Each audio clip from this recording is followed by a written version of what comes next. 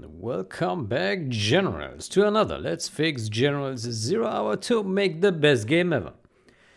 Good, so this session, so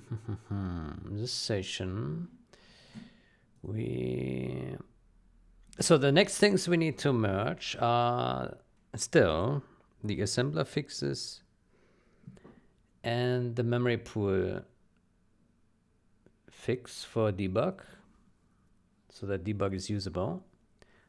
Yeah, and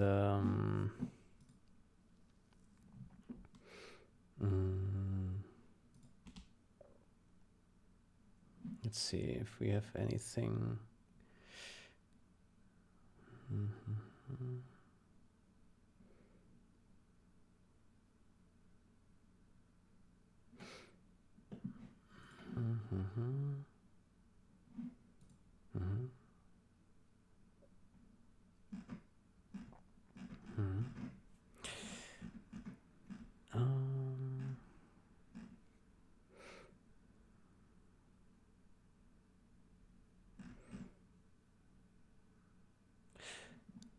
Does it work with the old game text compiler that does not have Swedish added yet?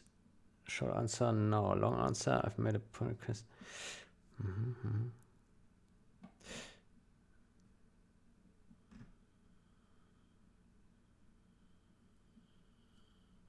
Okay, then maybe, so if this is not yet compatible, so basically it would mean if we now build Swedish, it would error or something. It didn't say. He didn't say what exactly would happen.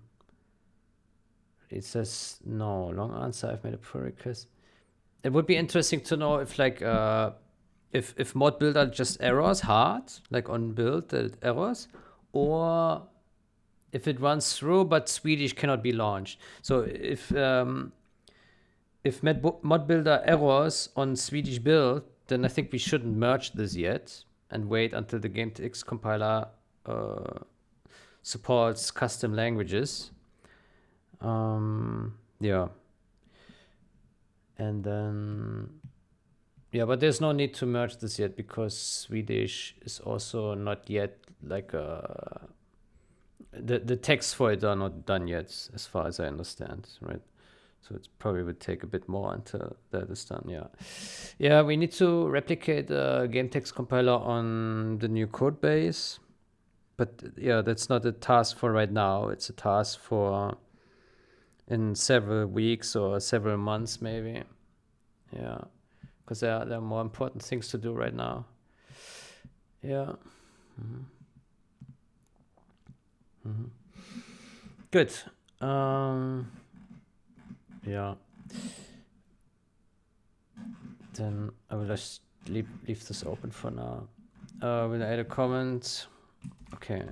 If Swedish breaks build right now, then let us wait. Then we need to postpone submit until after new game text compiler is hooked up.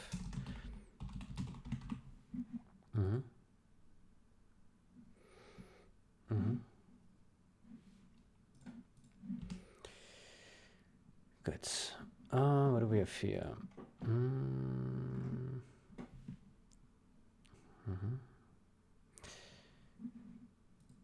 Enum int.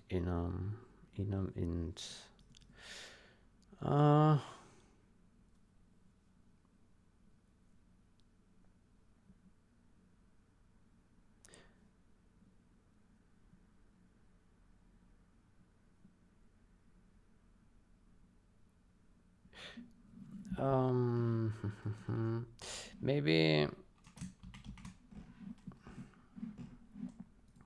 let me make a counter. Perhaps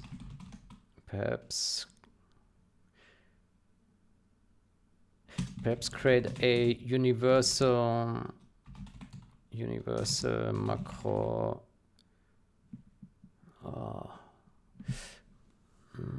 So enum.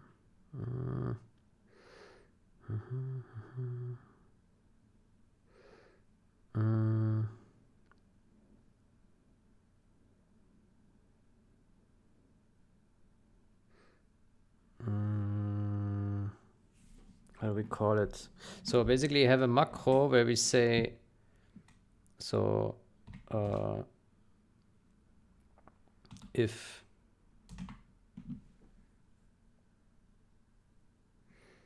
and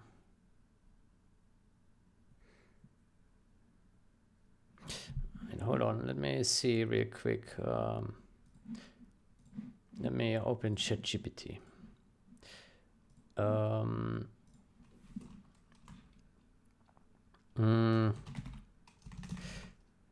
Work. Let me think. We need to ask when was the enum type feature added to C++? Say, with which version was the enum type feature added to C++? Since the earliest version, what? No.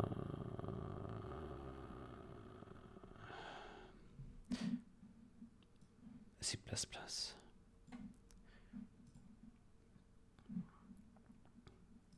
So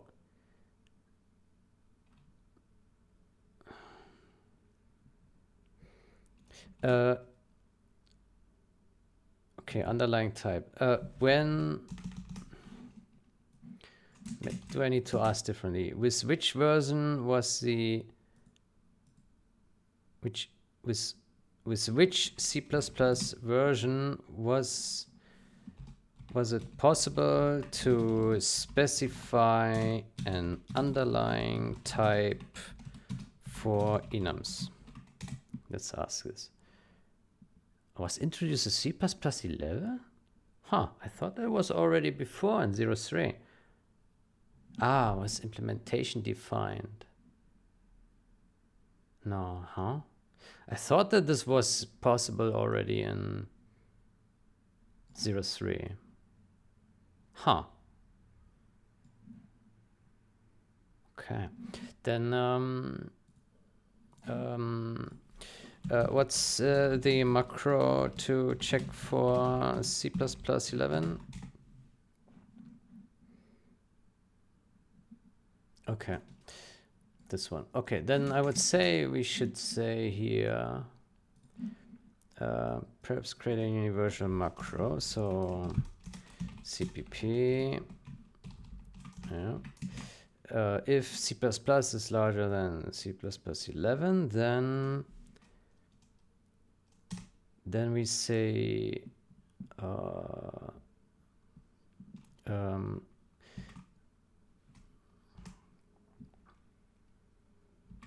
C11. So define C11 code.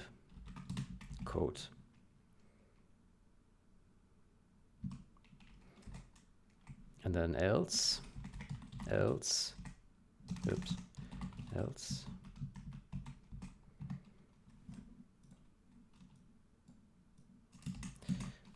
Define C11 code. Yeah, and then make a copy of this one and this one. And then we say used as C++ CPP, and then enum, and then enum name, and then C11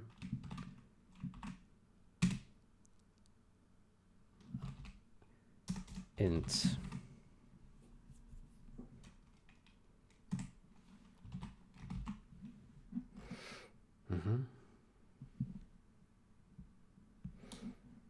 Maybe call it CPP 11.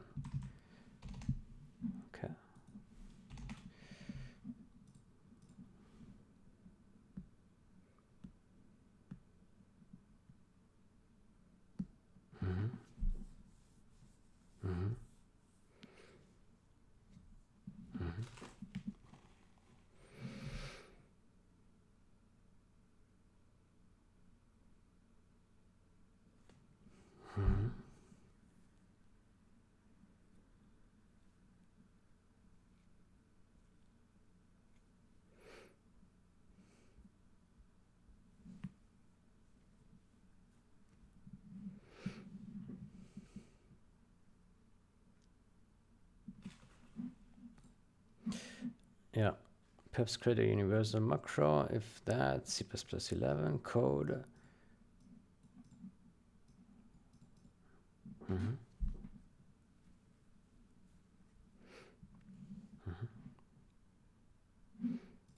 Maybe we should write this differently. CPP 11. CPP 11.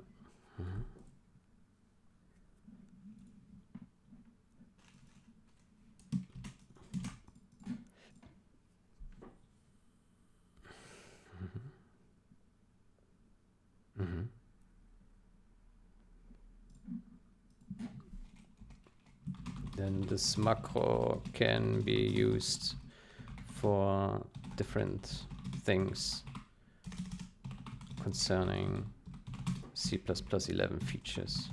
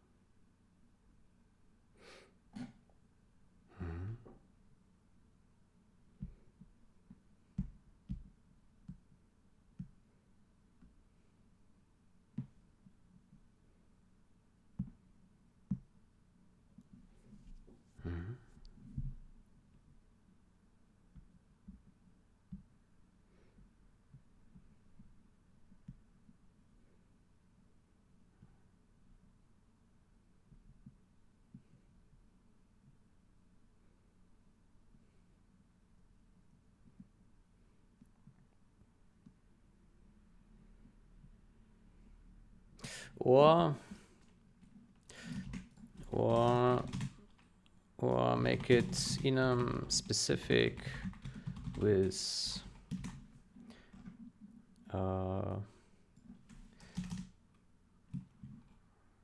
enum underlying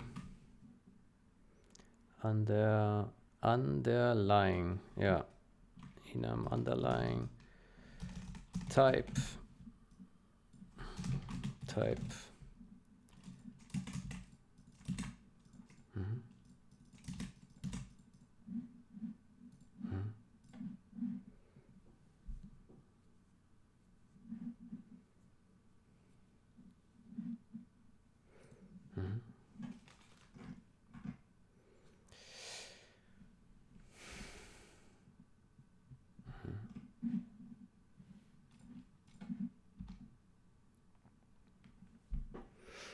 okay. Good. Then let's take a look at this guy. Was there already a review? No. We'll review it soon. Yeah. So this one needs to be reviewed, and I need to review this one here. And let's look at the general one first. Let's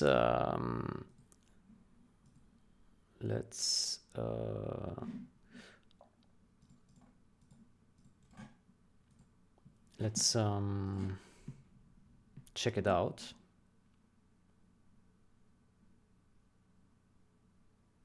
Huh, that's unexpected. It didn't fetch anything. Huh. Why is that? Oh. Huh. That doesn't look right. Or is it? Oh, maybe it is. Maybe he only has 2 branches.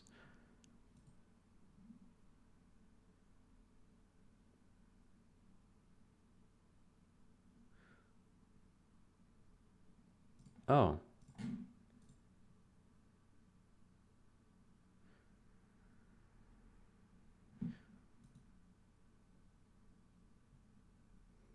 Ah, he force pushed it. I see.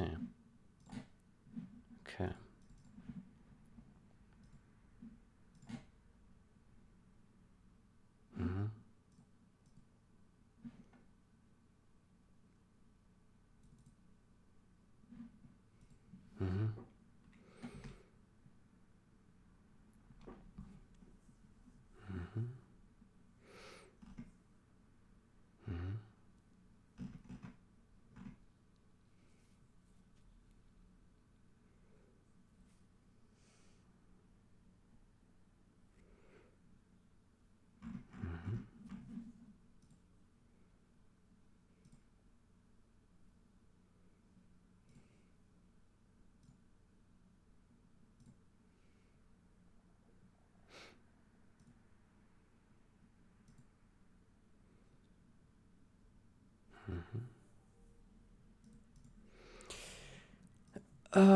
Okay, let me compare this against the 0-hour changes. So we go to files changed. So perf timer.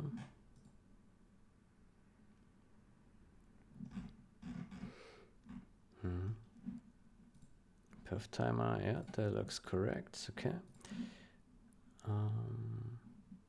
Base type.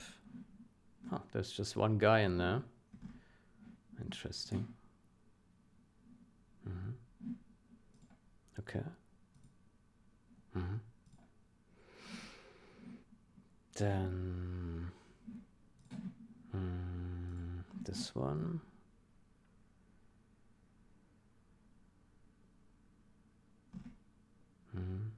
So basically here he removed 2 tabs.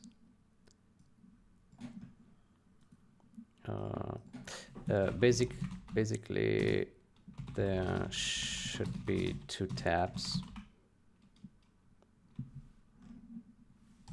Then the diff, let's say the diff is gone when adding 2 tabs on this empty line.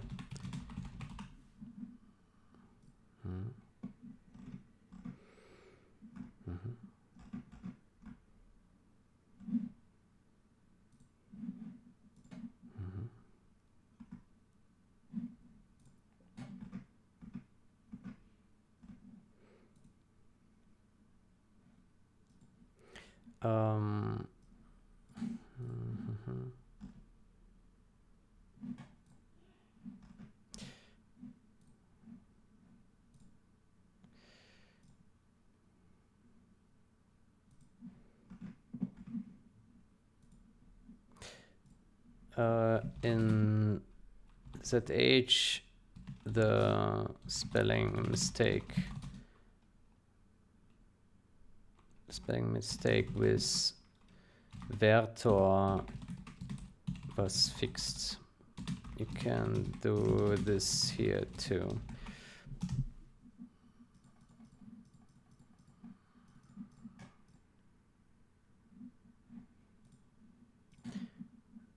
And that's the spelling mistake above.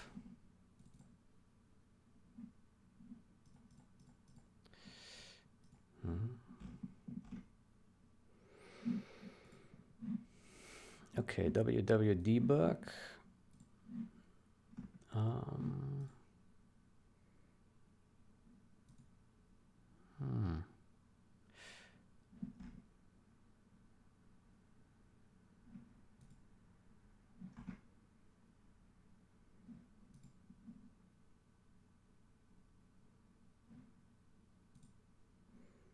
Okay, there's some differences here.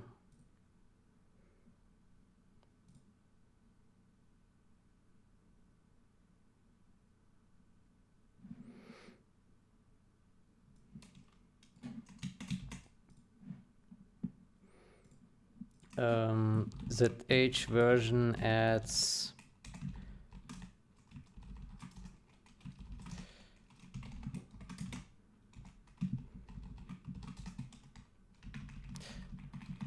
ZH version adds to the top of the file.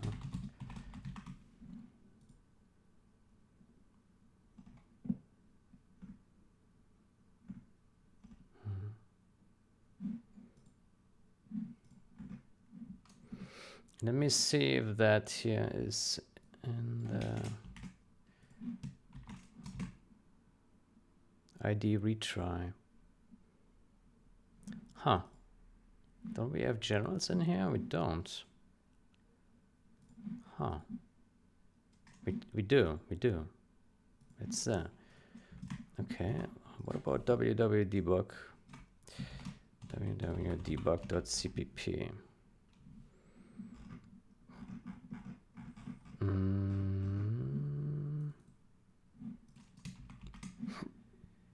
Okay. There's no ID retry. Look at that. Okay, let's search for int3. No int3. Okay, that's fair.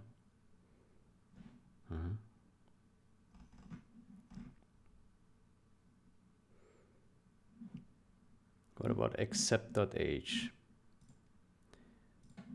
Accept.h. Accept.h.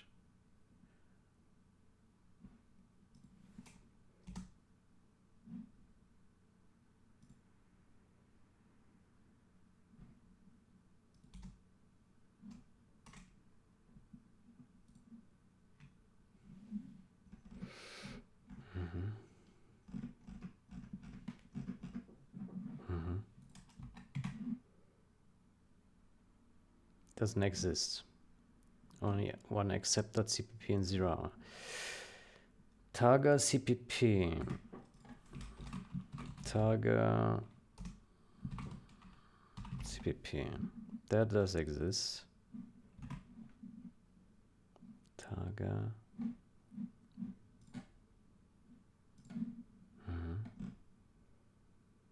So swap bytes doesn't exist in here? It doesn't. Huh. Okay.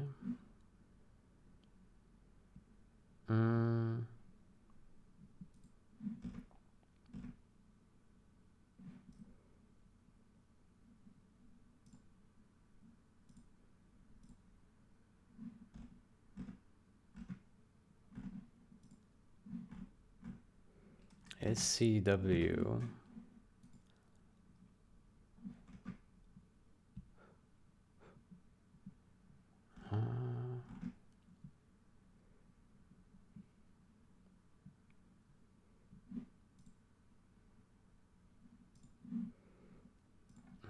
Let's say, let's remove this comment.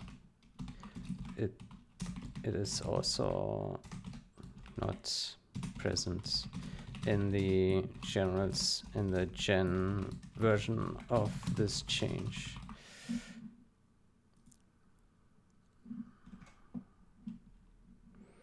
And this one is missing in the gen version.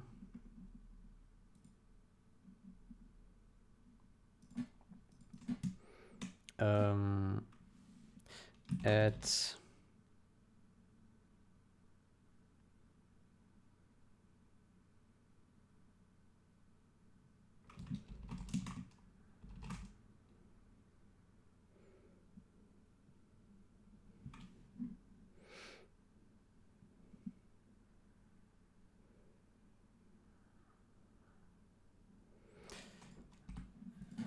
to end if below, like once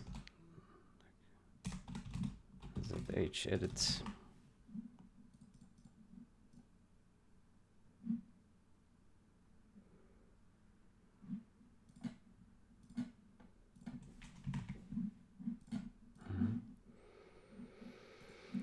Okay, we're just trying to keep the diff to a minimum, right? So that generals and 0 hour do the same, where they touch the same things, right?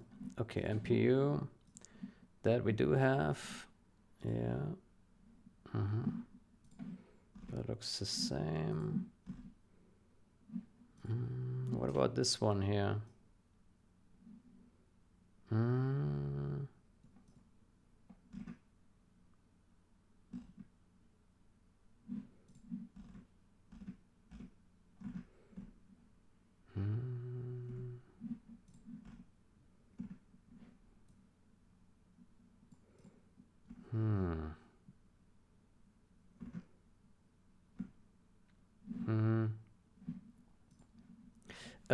This, I say this and I write if.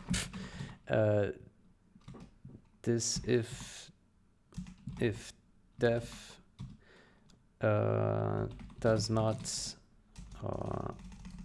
was not placed in the ZH edit, it should not be necessary.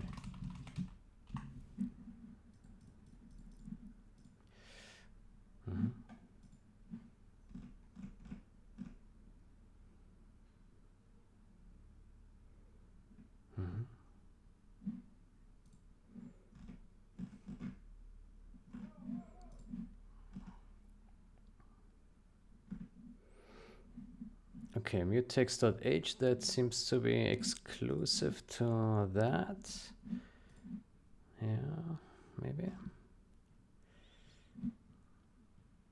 So this vector 3, I think that was the same. Yeah. And this one, timing test.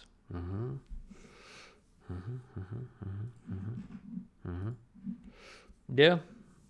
Okay. So there's a few discrepancies. Let me look at this guy in here. Let's compile it. And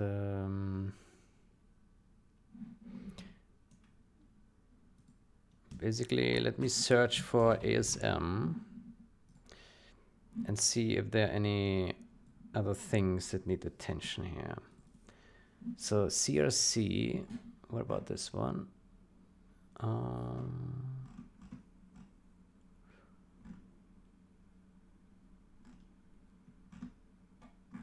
That one is, huh.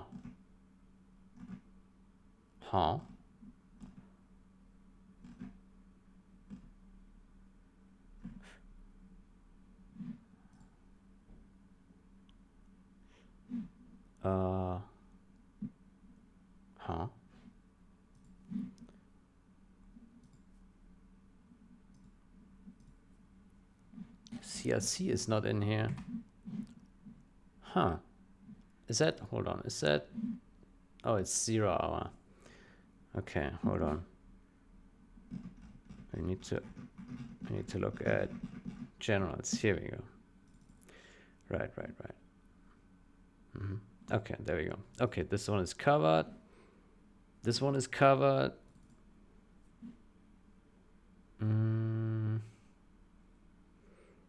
This one is not covered.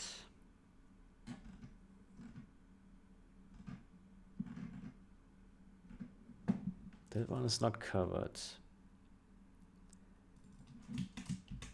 Yeah. Let me add a comment here.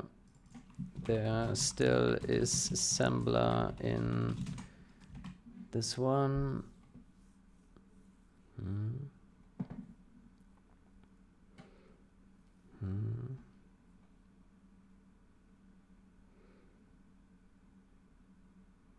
This is also in 0 hour. WW profile.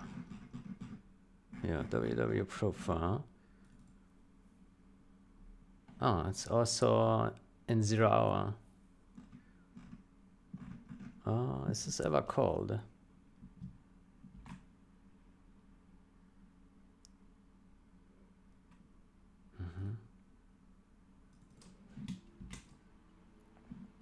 There still is assembler in this.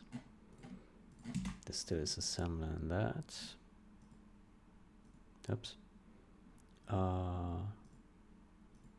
Where are we? Here. Okay, outputs. Compiling, yeah. CPU detect. That one should be.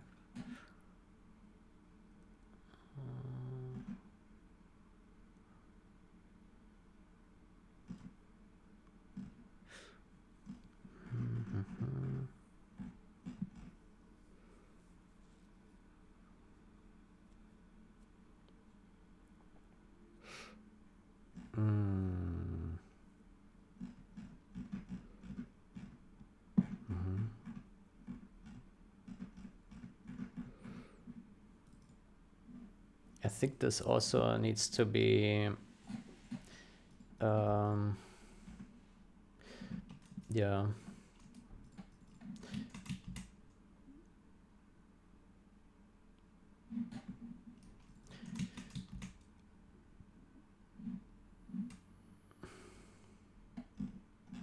Let's go back to generals. CPU detect. Yeah. Okay. Let's calculate processor speed. Okay. Let me calculate processor speed. Actually, hold on. Is that really the case here? CPU detect.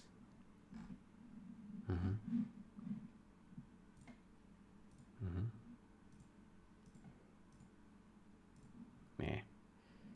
Where are we? Yeah.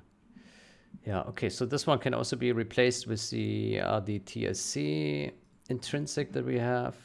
Same here. Yeah. Reload.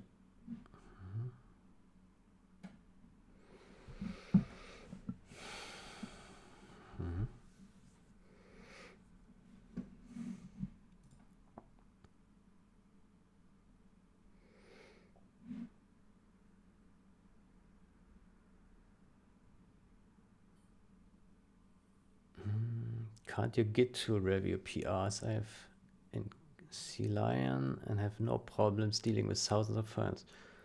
Huh. Yeah, I guess that would be the better option then. Yeah.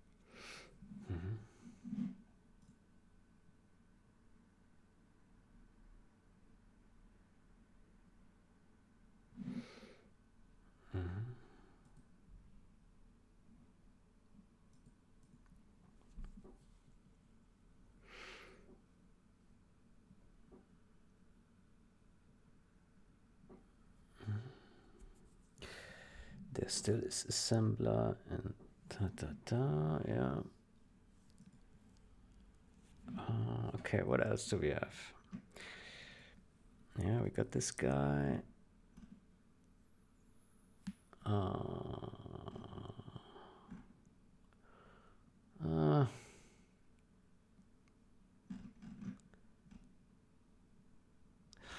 Maybe we don't care about CPU detect.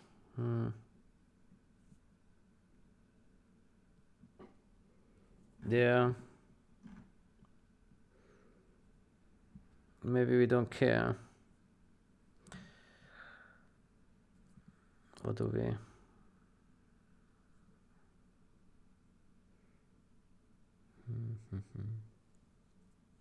I mean, there is a if def win32.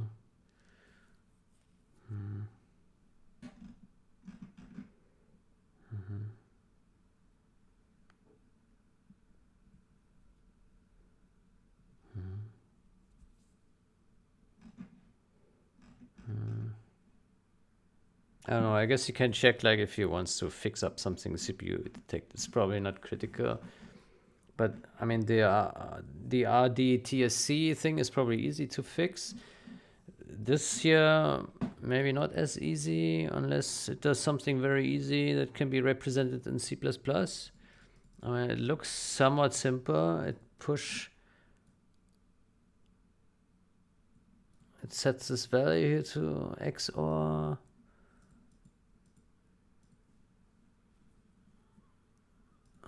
AIX, what is AIX?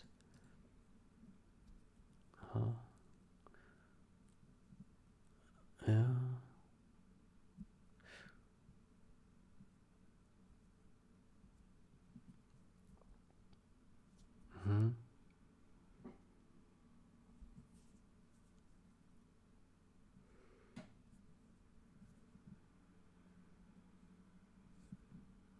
I don't know what the purpose of this guy is. Seems weird. CPU ID available. Huh. It's weird.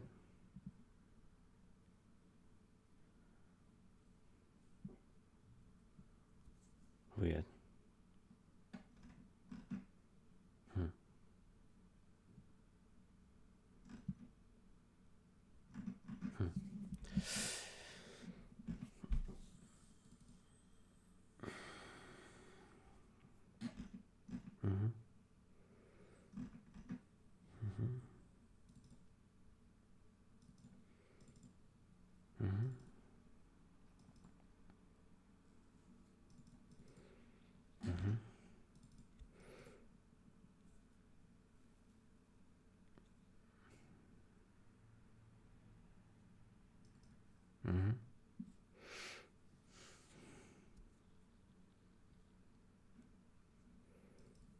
Timing test.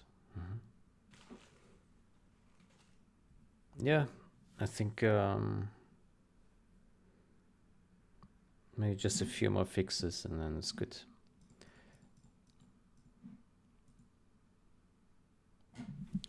Perhaps some of it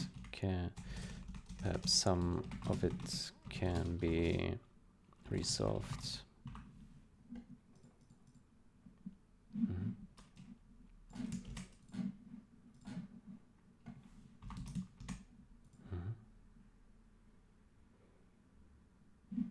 Okay, so we submit this guy. There we go. And this guy. There we go.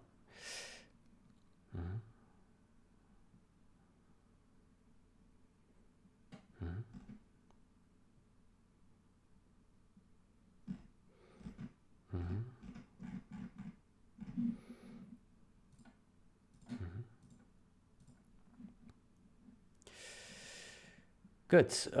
Then we got this solved. Then let me get back to the contribute document. Let's see if we can add some more things. Yeah. Okay.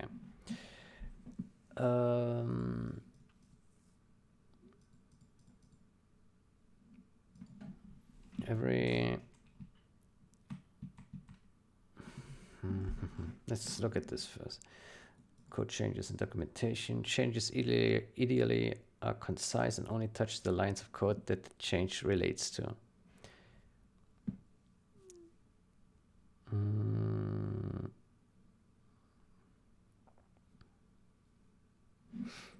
Let me say, let's say one scope of code changes. 2, 3, 4.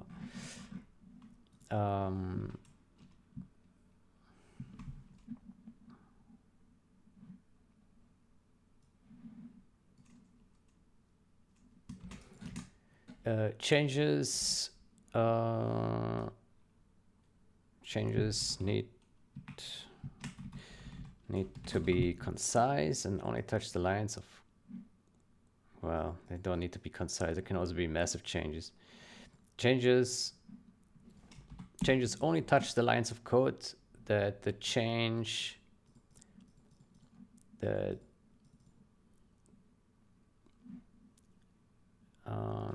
code changes only touch the lines of code that serve the main purpose of the intended change. Code changes only touch the lines of code that serve the main purpose of the intended change.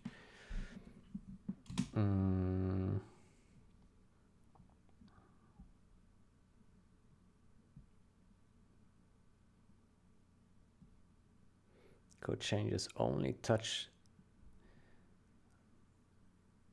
the lines of code that serve the intended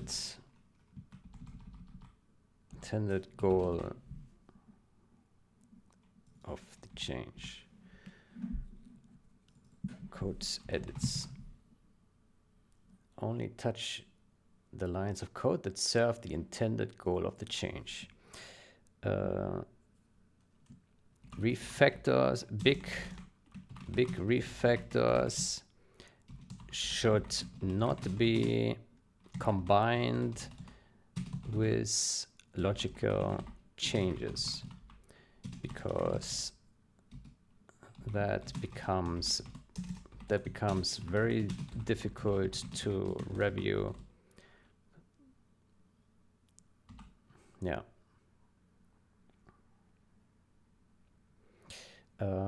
If a change requires a refactor, create a commit for the refactor before or after creating a commit for the change.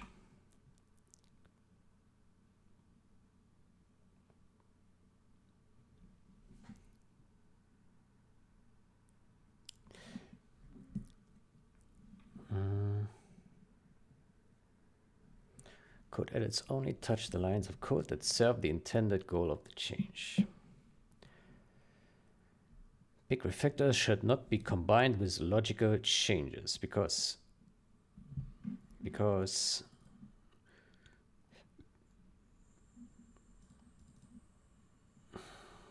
big refactors should not be combined with logical changes because these become very difficult to review. If a change requires a refactor, create a commit for the refactor before or after creating a commit for the change. Let's say before or after. Because typically, I think that typically you do the refactor before you apply the change. That's typically how I encounter it. I look at something, I realize, oh, I need to do this and this and this. But to achieve that, I first need to refactor it in a way to enable this new change, right? So that's why typically the refactor comes before applying the new change, right? But if you combine the refactor and the change into one, then it becomes really difficult to like understand like what was actually changed.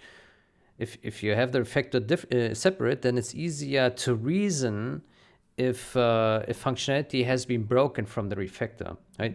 Typically, a refactor should only rearrange the code in a way that it does not change anything fundamental or anything logically or fundamentally logic, right? So the program should behave the same. Yeah, and then only the change on top of the refactor would then change some behavior, right? Yeah. Okay. What else can we say? And change scope of code changes. Yeah.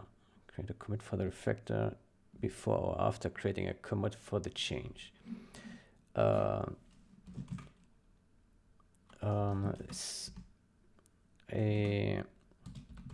pull request can contain multiple. A pull request can contain multiple commits and must be merged with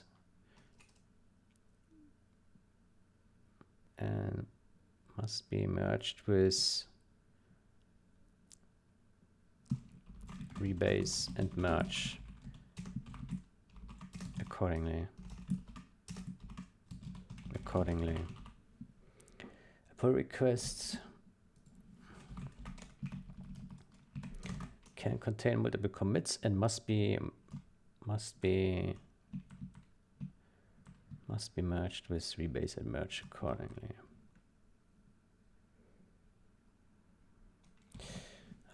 What else can we say?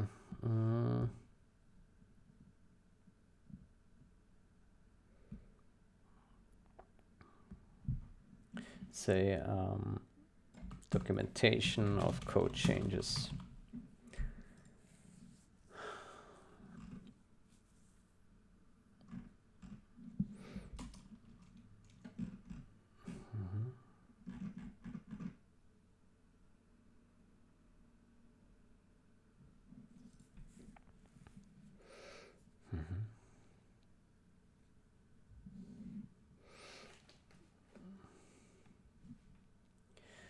Scope of code changes. Code edits only touch the lines of code that serve the intended goal of the change. Big refactors should not be combined with logical changes because these become very difficult to review. If a change requires a factor, create a commit for the refactor before or after creating a commit for the change. A pull request can contain multiple commits and must be merged with merge rebase and merge. It's called merge with rebase. Merge with rebase accordingly. Mm.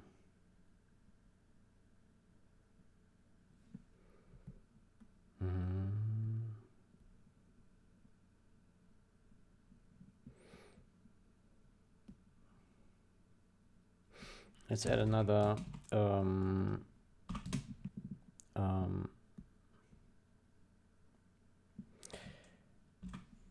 style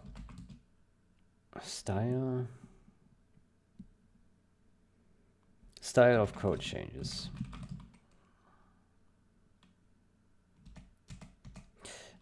Code edits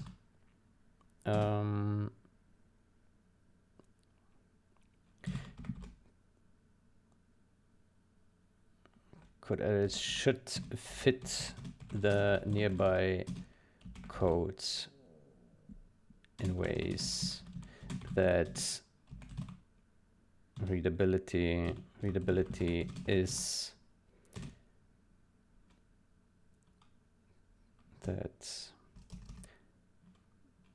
the code style is consistent and fitting.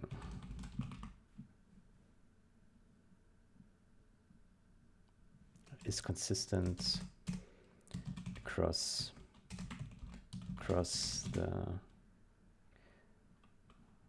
a file.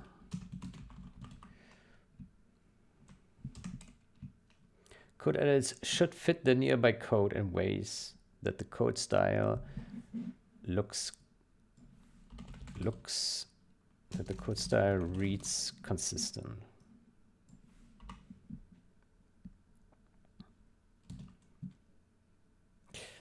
The original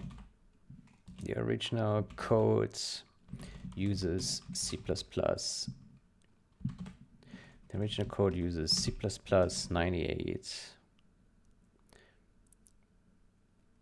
or a deviation thereof. C++ 98 or a deviation thereof, and is simple to read.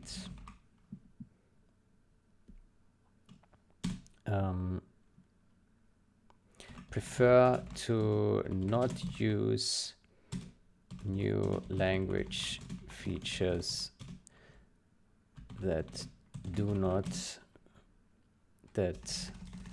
are not absolutely necessary to get any particular change done. For example,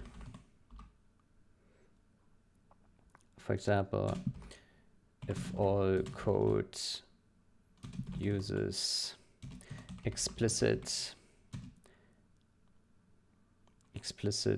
type declarations and aliases, then prefer to not use auto everywhere.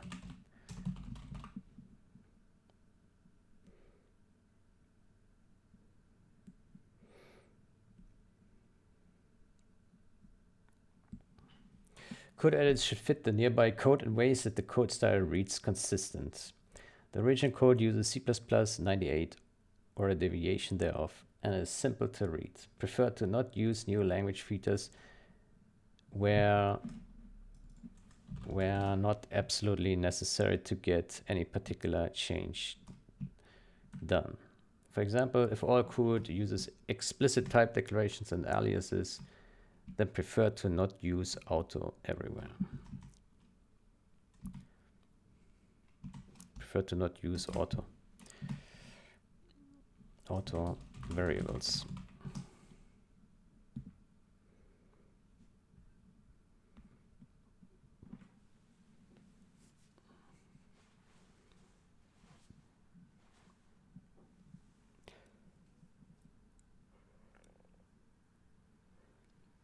software, not absolutely necessary to get a particular change done. Okay. Documentation of code changes, pull request documentation, changelog documentation. Okay, what else can we say? What do we have here? Change documentation. How to contribute.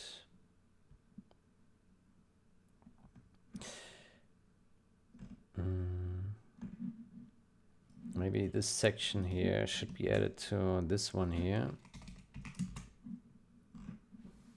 Let me read that.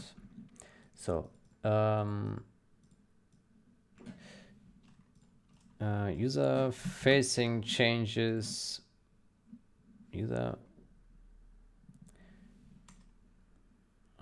user-facing changes need to be documented. Most other changes do not. Many other, or let's say, non-user facing changes typically do not need documentation. Non-user facing changes typically do not need documentation, especially not in a changelog.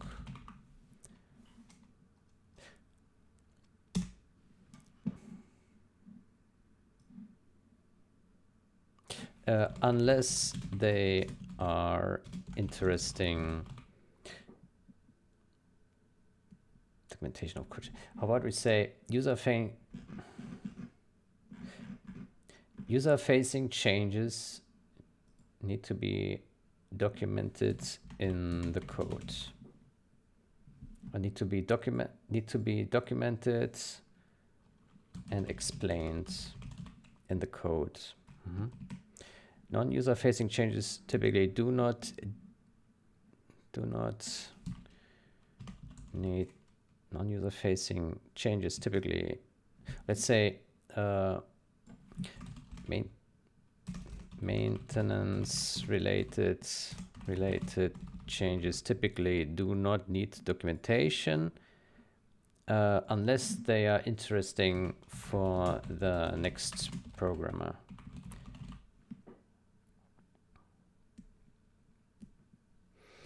All documentation ideally is written in the present tense and not the past.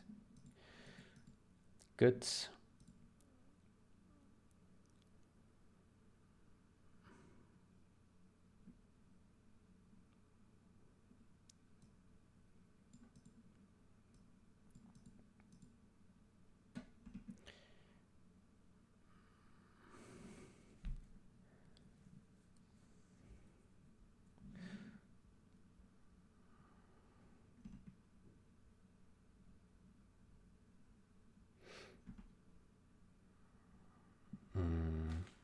Here we have the same kind of explanation again.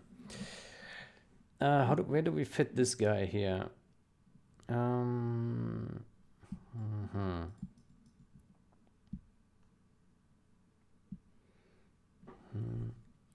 think this is more like a general documentation.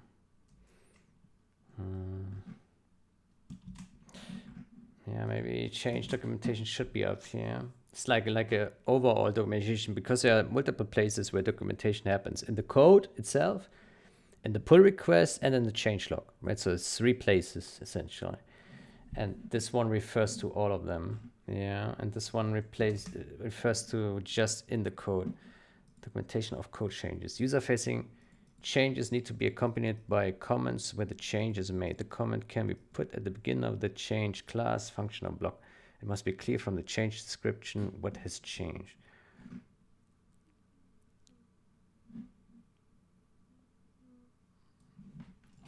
How about we take this sentence? User-facing changes need to be accompanied by comments where the change is made. Maintenance-related changes typically do not need documentation. do not need commenting. Maintenance related changes such as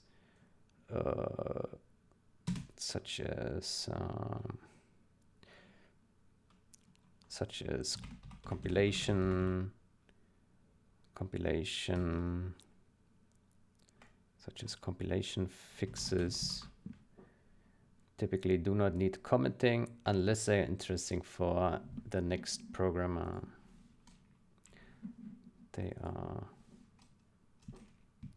Unless they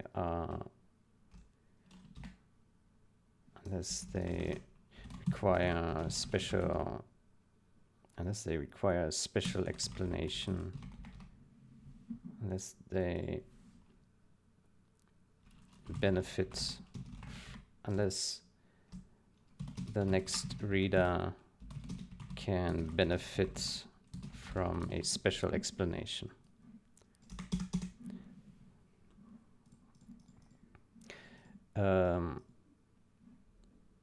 Maintenance related changes such as compilation fixes typically do not need commenting unless the next reader can benefit from a special explanation. The comment can be put at the beginning of the change class, function, or block. It must be clear from the change description what has changed. The expected comment format is this. Okay. Okay, now here you say, so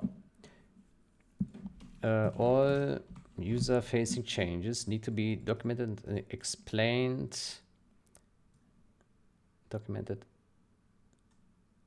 Need to be documented.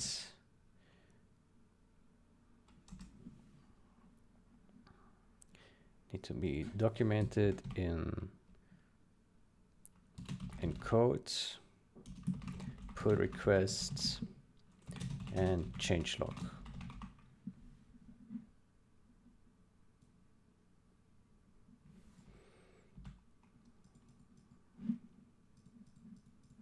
Well, let's say I mean, there could be exceptions, right? But typically, let's say most user-facing changes need to be documented in code, pull requests, and changelog. And in code, pull requests, and changelog. I'm just saying most because maybe there's some case where that's not the case, right? I can't think of any right now, but yeah. Okay. Let's just say user-facing changes need to be documented in code. Yeah. All documentation ideally is written in the present tense and not the past. Good. Fixes particle effect of USA Missile Defender. Bad. Fixed particle effect of USA Missile Defender. When a text refers to a faction unit, structure, upgrade, or similar, then the unit should be worded without any abbreviations and should be prefixed with a faction name. Valid faction names are USA, China, GLA, Boss, Civilian. Subfaction names can be appended to, for example, GLA Stealth. Good. Fixes particle effect of USA Missile Defender, which is basically the same as this one here. Bad. Fixes particle effect of MD. Yeah, that's bad, because then no one knows what MD means. Well, some do.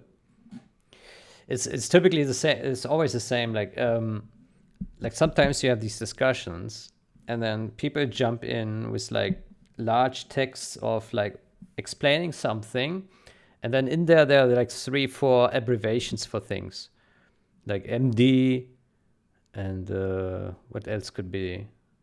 I guess you could Scudstorm. You could abbreviate with SS, I guess, and so on, right? You could just like put these small words in there just to save on typing Missile Defender. But then the problem is, like, it makes it hard to jump in as a reader to understand what this means. I mean, we had this case today earlier when we read this one report where someone used EVA for evacuate, right? EVA. And you read over this and what is this EVA thing, right? So yeah, it's always good to be explicit and write the words, right?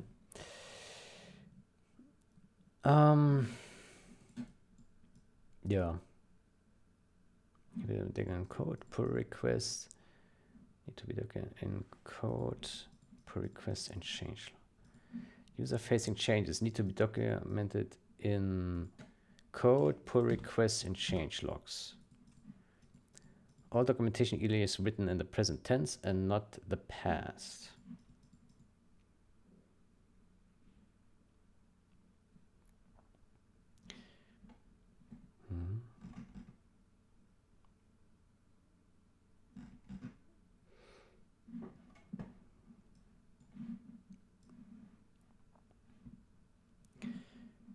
Fix this, change that, add those, refactor thing.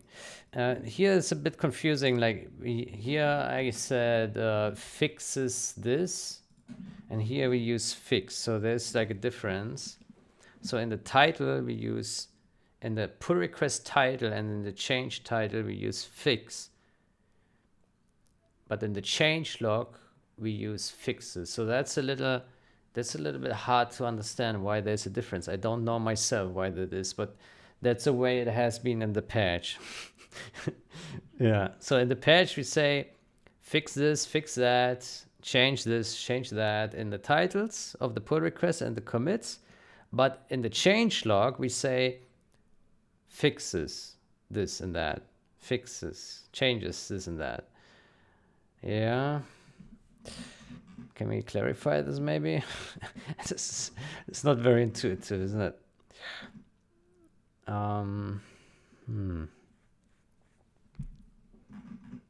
Maybe we say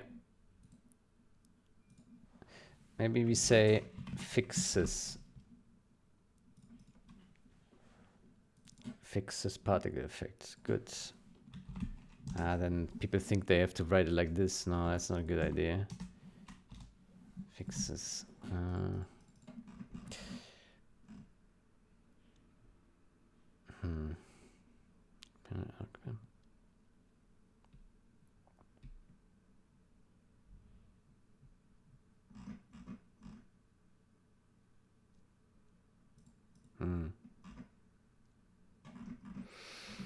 Yeah, I guess the reader just has to pay attention to how the other nearby things look and then fit it in.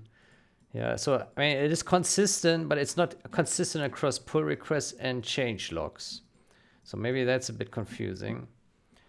Yeah, but I guess someone who pays attention will notice. So fix, change, add for pull requests and commits, and fixes, changes, adds, and so on for changelog. Why that is exactly, I cannot explain to you, but this is how it has been so far. Yeah. So, yeah. Maybe to just distinguish them. Yeah. And exercise, mental exercise, to keep your brain fresh. All right. To make contributions, aka pull request, fork, and clone this repository. Yeah, simple enough. Change documentation. Scope of code changes, style of code changes.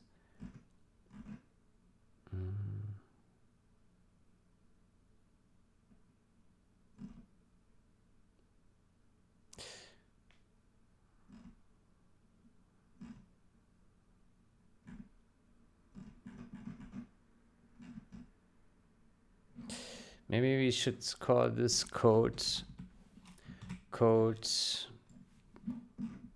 documentation.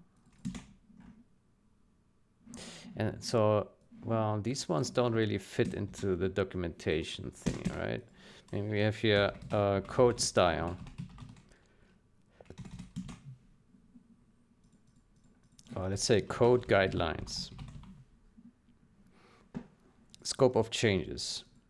Style of code changes.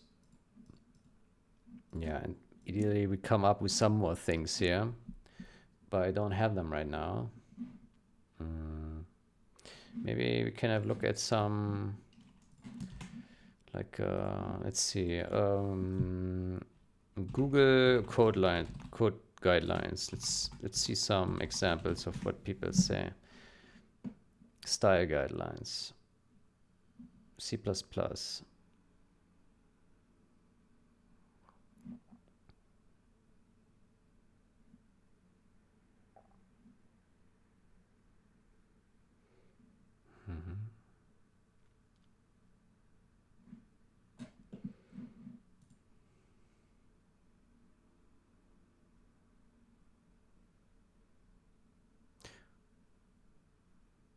Okay, that's interesting that Google says they want include guards. Why? Isn't that legacy? Like nowadays you just put pragma once and every compiler understands. I don't understand this here. Yeah, that's weird. Forward declarations. Hmm.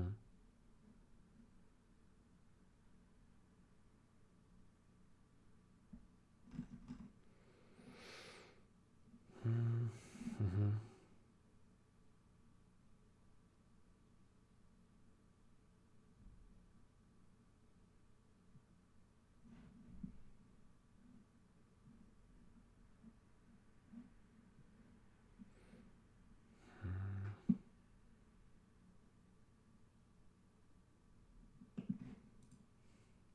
Do not use C++ 20 modules. Language designed as an alternative to textual inclusion of header files. It introduces 3 new keywords: module, export, import. Modules are a big shift of how C++ is written and compiled. We are still assessing how they may fit into Google C++ ecosystem.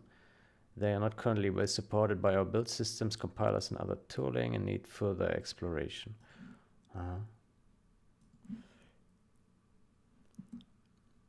Coroutines. Do not use coroutines. Core wait, core yield, core return. This ban is expected to be temporary. I have also never used coroutines. This allowed standard library features. Okay, that's interesting.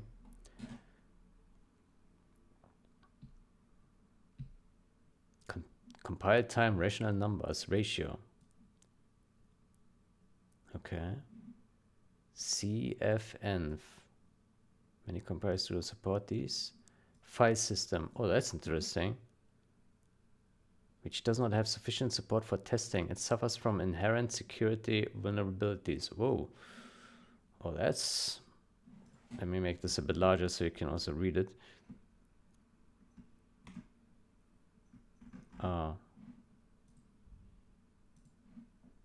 Where was it?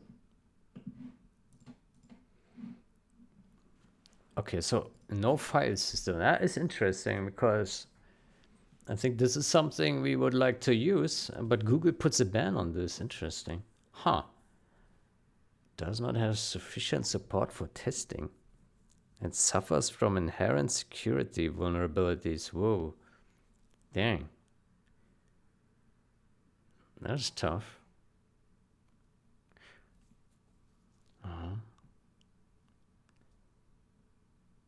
Dang.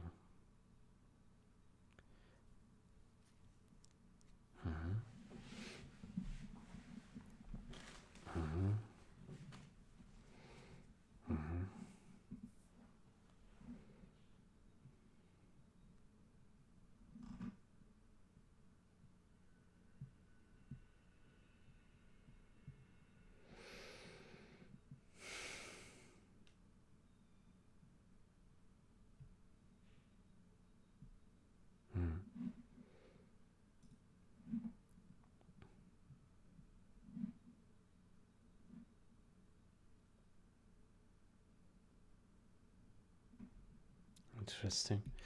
Yeah, I don't know yet what to put here. I guess when once we see a bunch of changes coming in, then it probably will crystallize what kind of stuff we need to add. Because different people will create different kind of styles and do different kind of things and try to push the boundaries of what is good and what is not. Like, so for example, some people might try to put zeros instead of a null pointer. That would be bad, right? Yeah, but I mean, this is kind of self-explanatory. I agree with this one, yeah.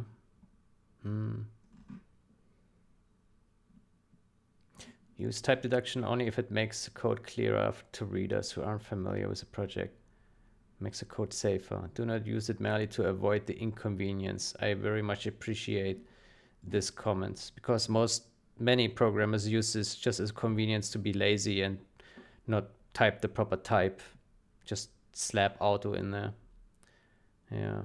Makes code reviews a hell. Yeah. Because you don't understand anything. If everything is auto and the variables have bad names, so auto I, auto J, auto K, yeah, you don't understand what's going on. Like, what is this? Is this auto? Is this a primitive type, or is this a pointer, or is this subtract? Or what is this? You don't know, and then you can't work with this, and you can throw this code away. No.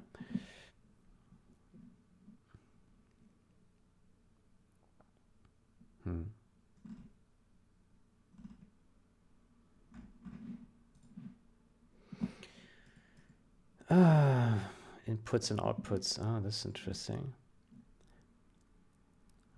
Yeah, outputs return value. Sometimes your output parameters prefer using return values over output parameters. I agree with this. Yeah. Improve readability. Yeah. Prefer to return by value, or failing that, return by reference. Yeah. Avoid returning a raw pointer unless it can be null. Avoid returning a raw pointer unless it can be null.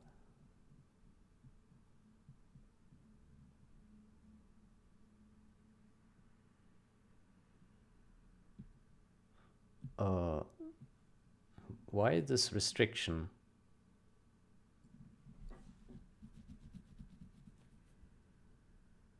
Ah, I see.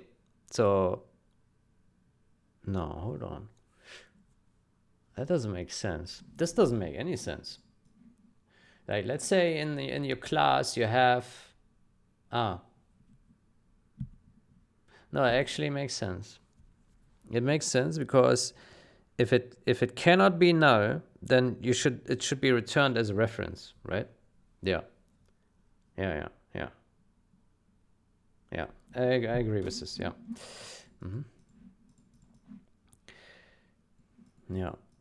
Yeah, so maybe we just link to like some established guidelines, but I haven't read all this, so like there could be some garbage in here, but they probably have reasonable things. Function comments.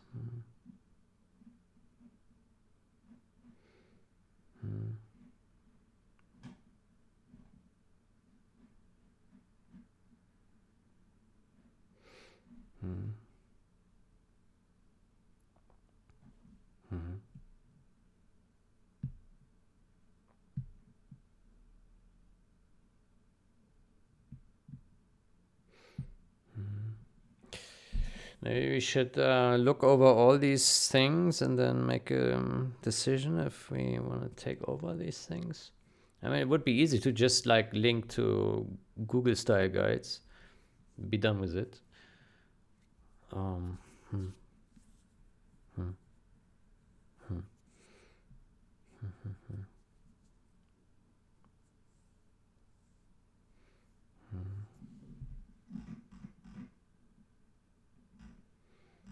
Oh, it's one page, so we could just scroll through from top to bottom.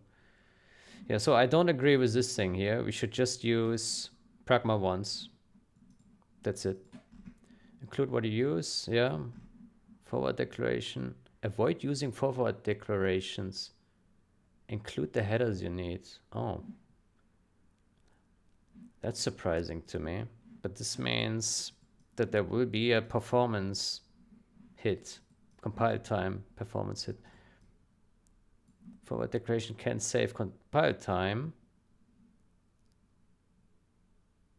Forward declarations can save on unnecessary recompilation. Okay, what's the cons?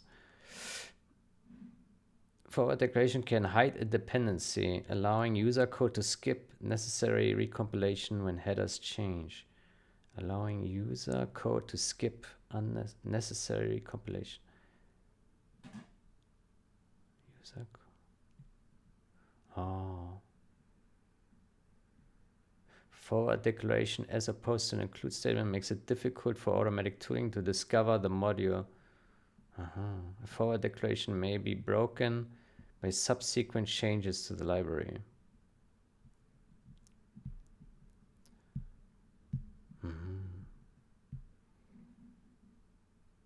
Forward declaration symbols from namespace std yields undefined behavior? Huh? Huh. Huh.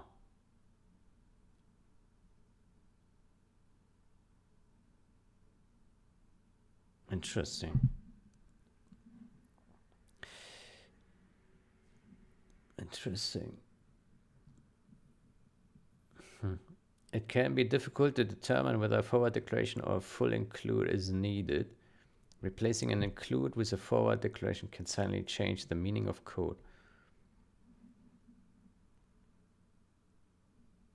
Struct B, db, include bh. If the include was replaced with forward decals for B and D, test would call f void.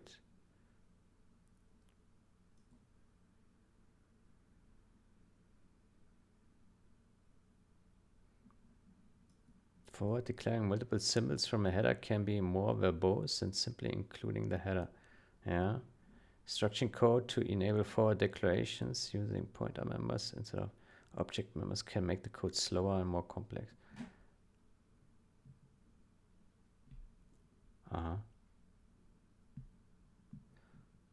Try to avoid forward declaration of entities defined in another project. Okay, interesting. Interesting. That's also an interesting case, yeah. Huh. Never thought about that. Inline functions. Define functions inline only when they are small, say 10 lines or fewer.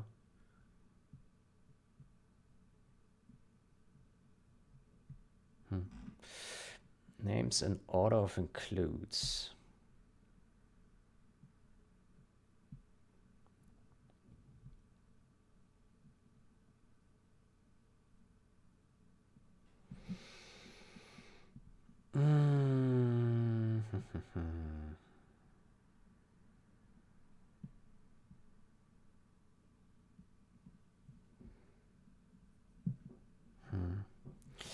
Maybe we need a person that organizes like code guidelines that are specifically tailored to our project. So we pick the stuff that we like, and then we make our own code guidelines. I think that would be great.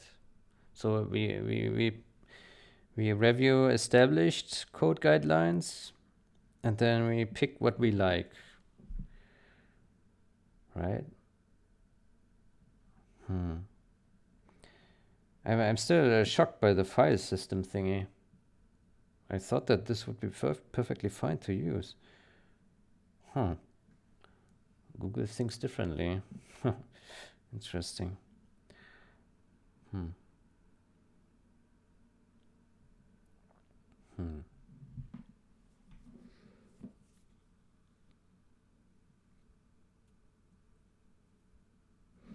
Include headers in the following order: related header, C system header, C++ standard library headers, other libraries headers, your project headers. Interesting. All of a project header files should be listed as descendants of the project source directory.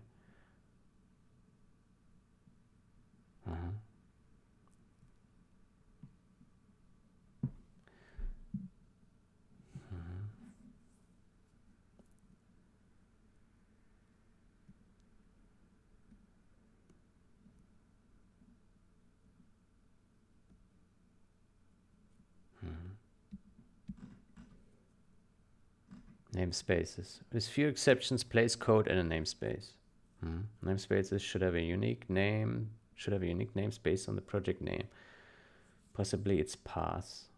Do not use using directives. Do not use inline namespaces.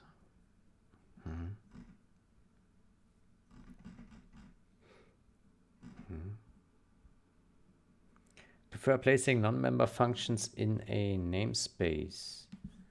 Use completely global functions rarely. Do not use class simply to group. Do not use a class simply to group static members. Static methods of a class should generally be closely related to instances of the class or the class static data.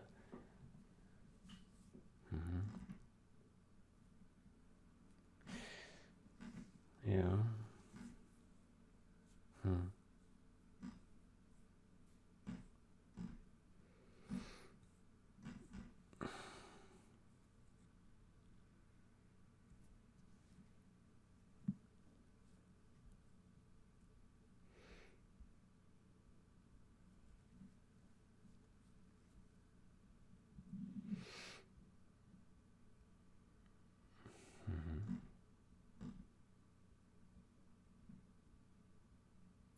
Do not define implicit conversions. Use the explicit keyword for conversion operators and single argument constructors.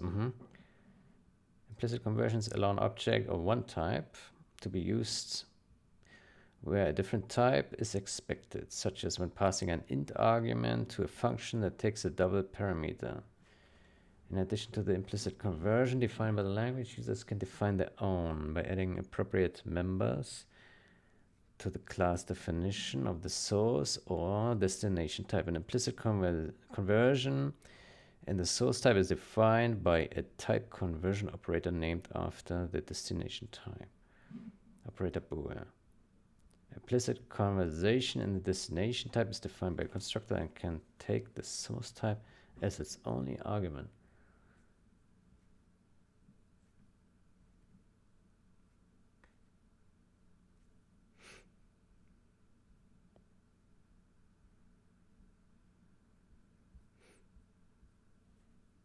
Huh?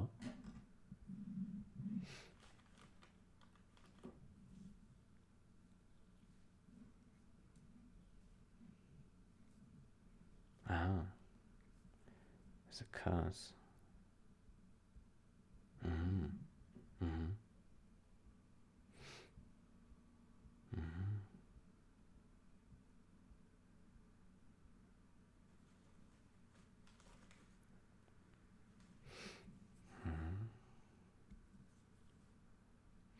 Implicit conversions can hide type mismatch bugs, where the destination type does not match the user's expectation, or the user is unaware that any conversion will take place. Implicit conversions can make code harder to read, particularly in the presence of overloading, by making it less obvious that the code is actually getting called. Constructors that take a single argument may accidentally be usable as implicit type conversions, even if they are not intended to do so.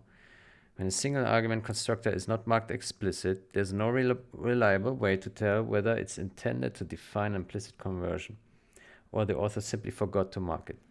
Implicit conversions can lead to call site ambiguities, especially when there are bidirectional implicit conversions. This can be caused either by having two types that both provide an implicit conversion, or by a single type that has both an implicit constructor and an implicit type conversion operator. List initialization can suffer from the same problems if the destination type is implicit, particularly if the list has a single element. Decision. Type conversion operators and constructors that are callable with a single argument must be marked as explicit. Exception, copy and move constructors should not be explicit, since they do not perform type conversion. Implicit conversions can sometimes be necessary and appropriate for types that are designed to be interchangeable. For example, when objects of two types are just different representations of the same underlying type. In that case, contact your project leads to request waiver of this rule.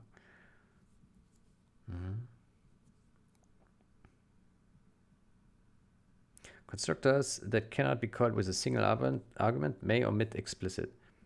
Constructors that take a single std initializer parameter should also omit explicit in order to support copy initialization. Okay, so I think it makes sense, yeah. Put explicit for constructors with one argument. Yeah. Use a struct only for passive objects that carry data. Everything else is a class. That also makes sense to me, yeah. Prefer use a struct instead of a pair or a tuple. I very strongly agree with this. Whenever the elements can have meaningful names. Yep, 100%. Don't use pair, don't use tuple. Full stop.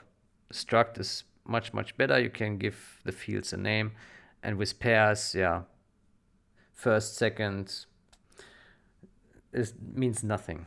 Yeah. Inheritance composition is often more appropriate than inheritance. When using inheritance, make it public. Yeah.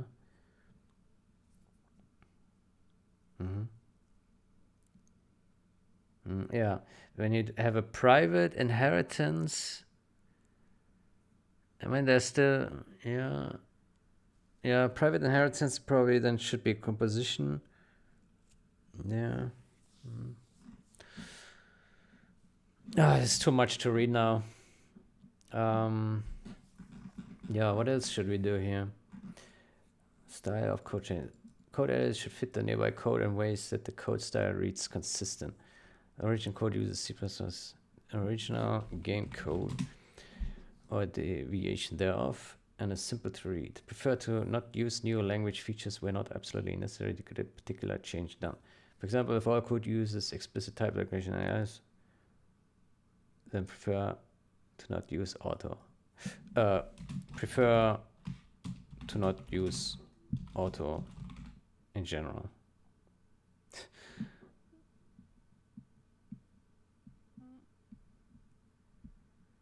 Yes, new language features were not absolutely necessary. Maybe we shouldn't say this because this should be more like part of a code guideline specific, like what Google has written. Code edit should fit the nearby code in ways that the code style reads consistent. The original game code uses C++. It's consistent unless the original code style is bad. The original game code uses C++ on deviation thereof and is simple to read. Prefer to not use new language features where not absolutely necessary to get a particular change done.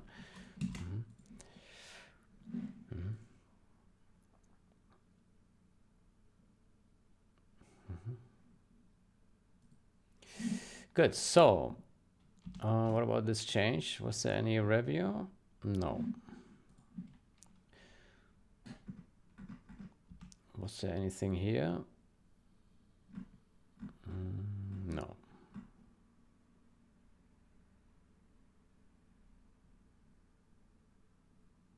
Why is this not showing? Oh, wow. Use atomic.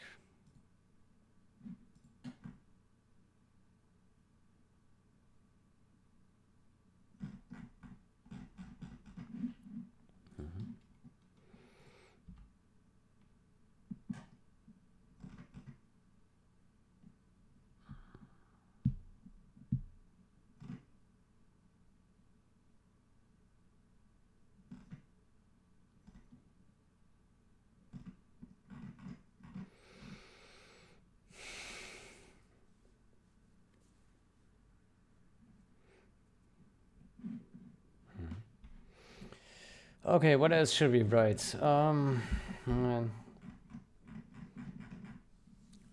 Fork and clone this repository.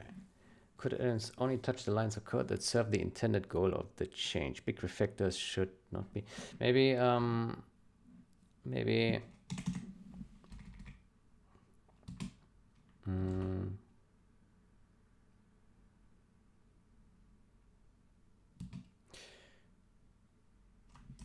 maybe we should add like to do code, add more code guidelines in regards to, let's say, 3 language features. Code guidelines, scope of code changes, style of code changes, language features. Add code guidelines, add language guidelines.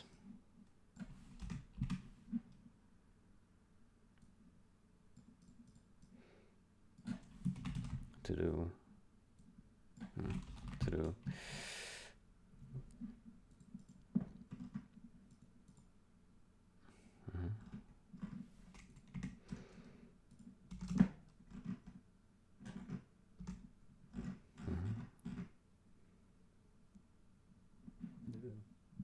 So work in progress.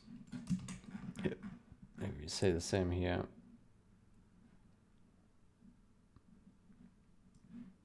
Work in progress. However long that will be. Work in progress needs a maintainer.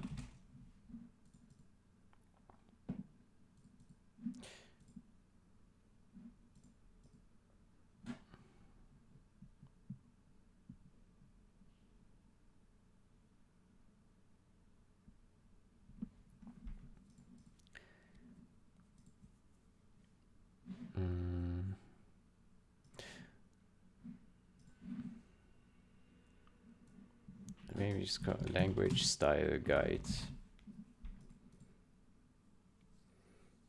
Scope of code changes.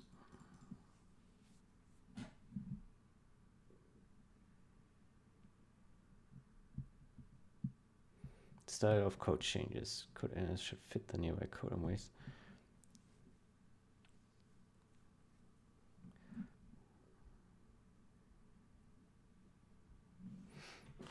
Language style guides.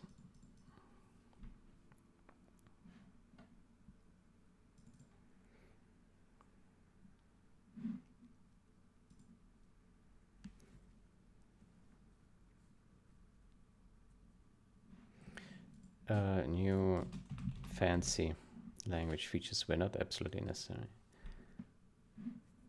Work in progress needs a maintainer.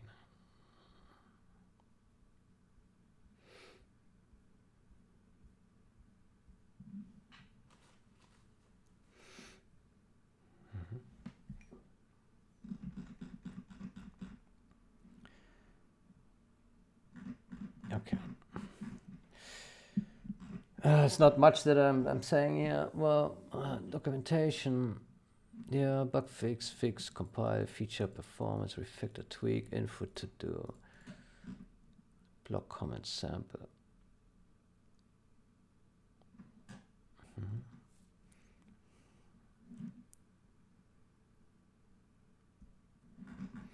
Maybe you should say here, work in progress needs a maintainer.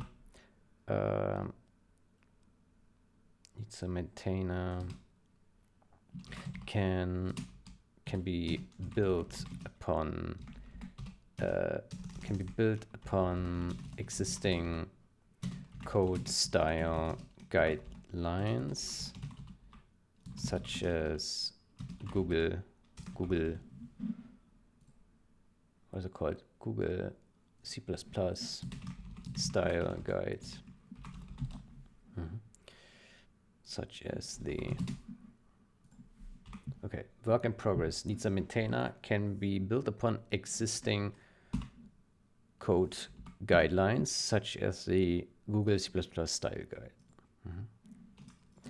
Let's put it into quotes. Good, so code documentation.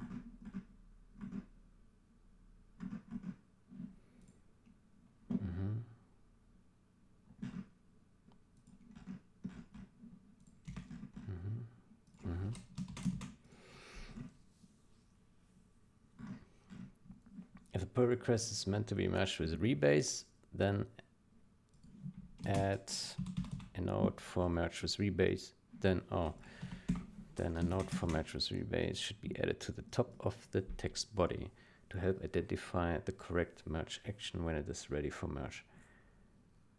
All commits of the pull request need to be properly named and need the number of the pull request added as a suffix in parentheses.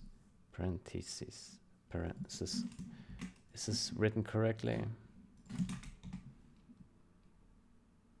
Yeah. Example, all commits need to be able to compile on their own without dependencies in your commits of the same pull request. Prefer to create changes for squash and merge, as this will simplify things. Text body begins with links to related issue reports and or pull requests if applicable. To write a link, use the following format. Some keywords are interpreted by GitHub. Read about it here. The Text body continues with a description of the change in appropriate detail. This serves to educate reviewers and visitors to get a good understanding of the change without the need to study and understand the associated changed files. If the change is controversial or affects gameplay in a considerable way, then a rationale text needs to be appended. The rationale explains why the given change makes sense. Changelog documentation is in progress, yeah.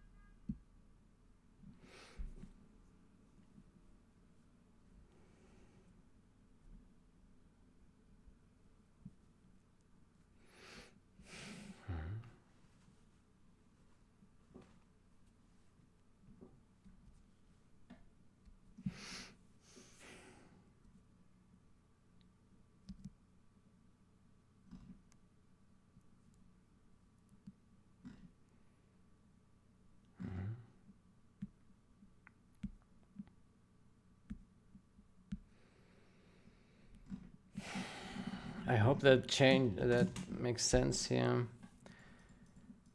Good, bad. When a text refers to a fiction unit, blah, yeah.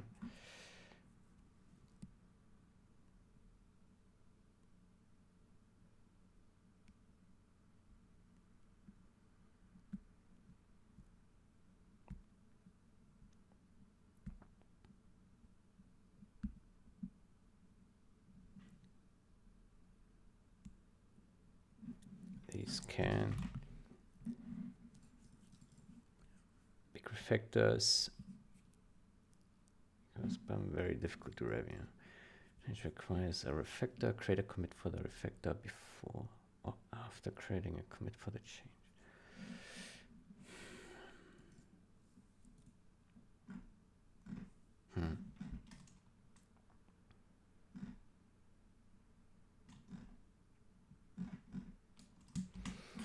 Yeah, that's the best I can come up with right now. I guess it's better than nothing. Yeah.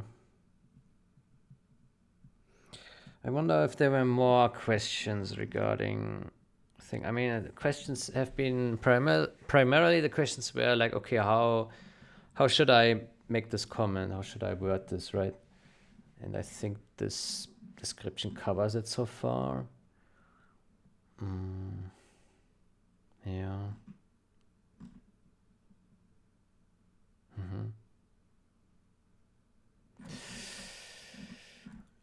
Yeah. What's the time? 1:40.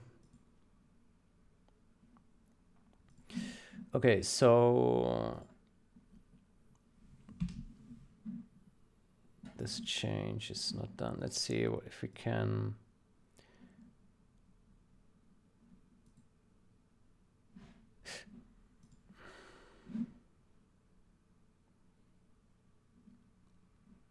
Add contribute doc.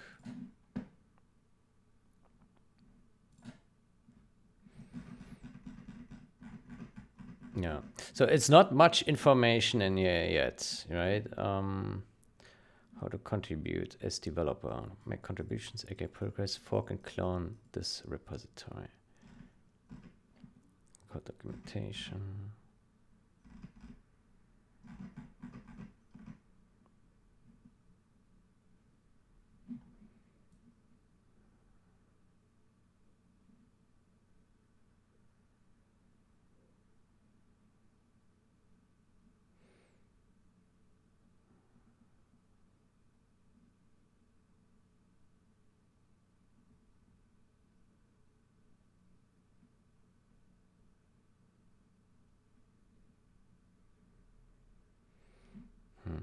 Okay, so I think I will just add this here.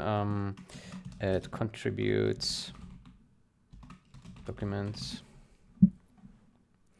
Yeah.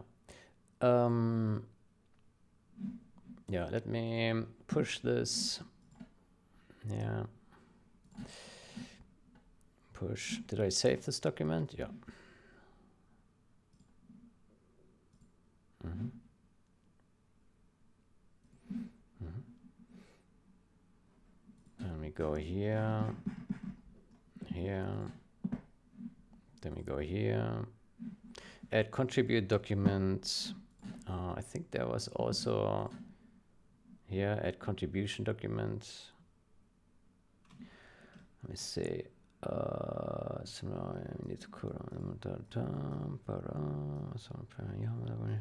okay, the YAML we do not yet have. Cool, probably more rules.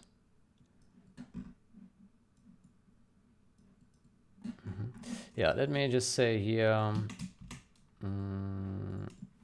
closes that.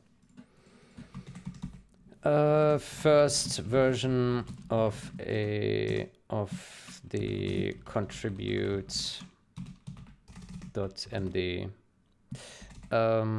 Please let me know if something is unclear or needs or missing. Please let me know if something is unclear or I'm missing.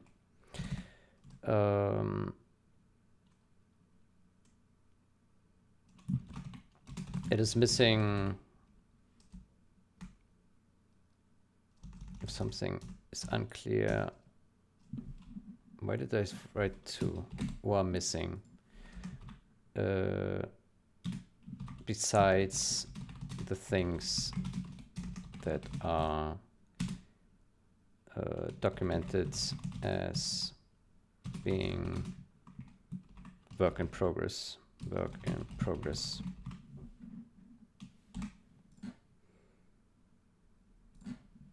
So work in progress. So this is documentation.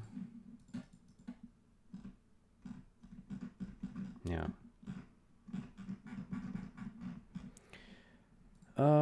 View file, how does it look? Code guidelines, blah, blah, blah, blah. Change documentation.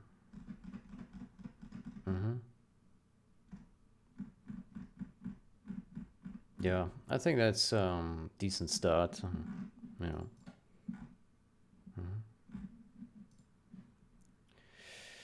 Okay.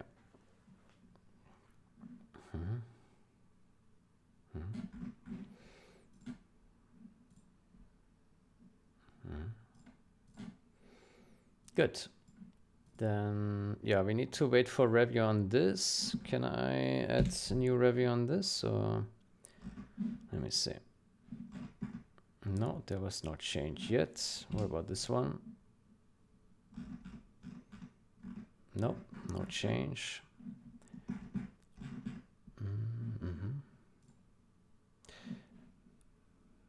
It works, which is nice, although I have shortcut the detection of the CPU ID support since all modern CPUs that are capable of running will have support.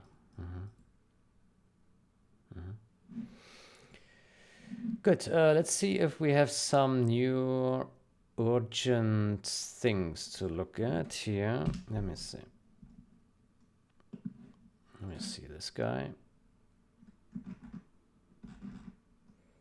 Why ban the ability to disguise as another bomb truck? It's funny.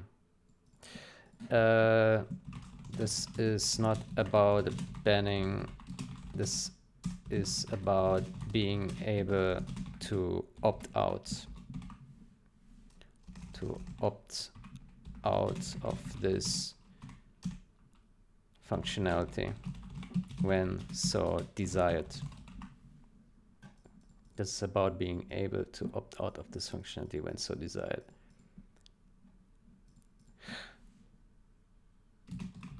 Whether it is funny, well, I mean, yeah. So this is about being a, well, I don't need to clarify this. I already said it here. Yeah.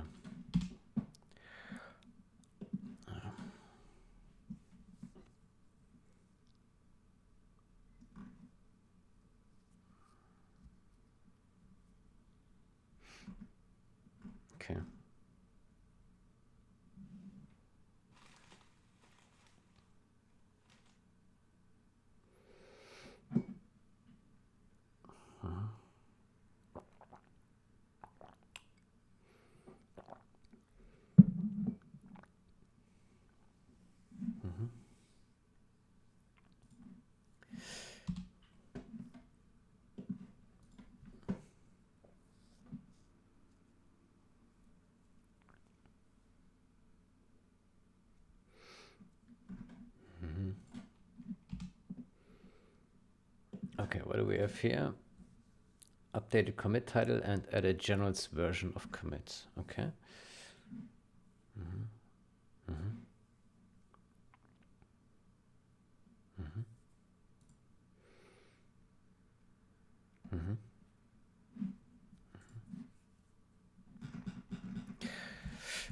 Looks good. Mm-hmm.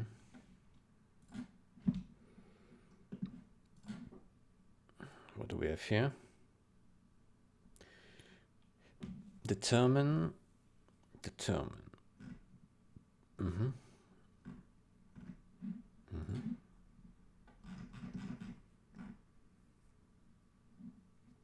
Mm-hmm. Mm.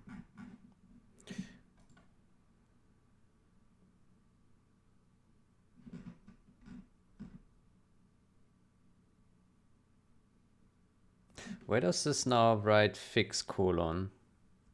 Why do they write fix colon now?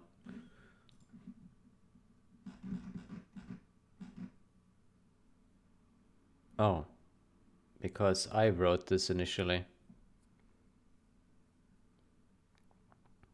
Oh, my mistake. Let me edit that title. Mm-hmm. Mm-hmm. Let me edit all of these guys. 1, 2, 3, 4, 5. Dum. Mm-hmm.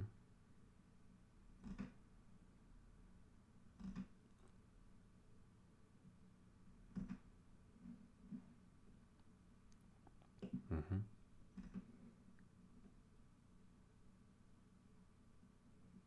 Mm-hmm. Mm-hmm. Mm-hmm.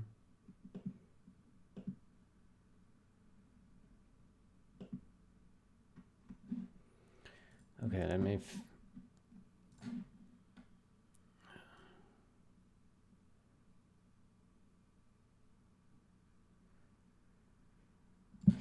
fix game mismatch in team game when player surrenders and owns a base structure that has been cleared of infantry before. Mm-hmm. Save. Edit. Fix. Save. Fix. This is a naming style that was used in patch, but I don't think it's necessary to use a colon. Just say fix this, do that. I think that's good enough. Mm-hmm. Mm-hmm. Mm-hmm.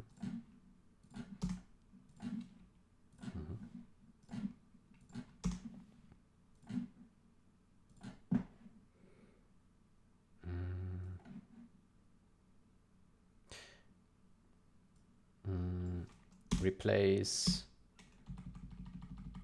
name key strings with defines.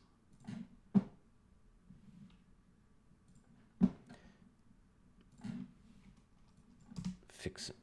Hold on. Where's that?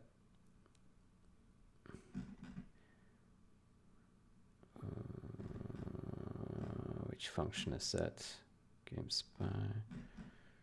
Oof. It's a draft.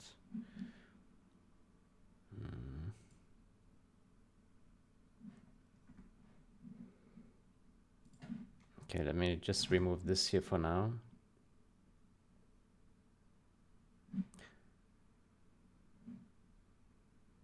Connecting.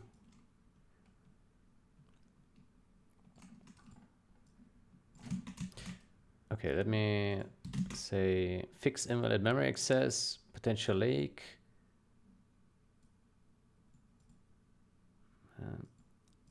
Memory access.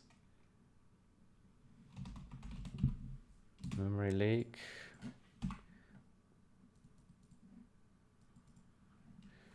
When connecting to online lobby. Fix invalid memory access, comma, memory leak, comma, when connecting to online lobby. Does that make sense? Fix invalid memory access.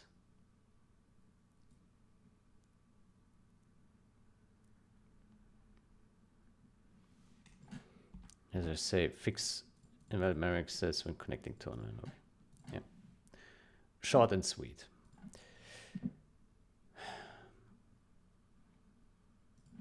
Fix loop variable typo in matchbot.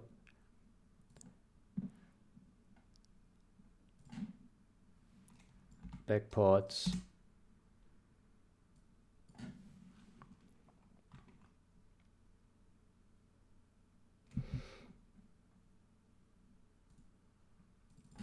Backport 0 hour 1.03 Scudstorm GLA Scudstorm exploit fix to generals.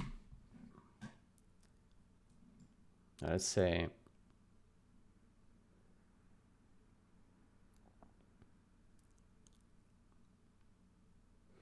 or we say fix GLA Scudstorm exploit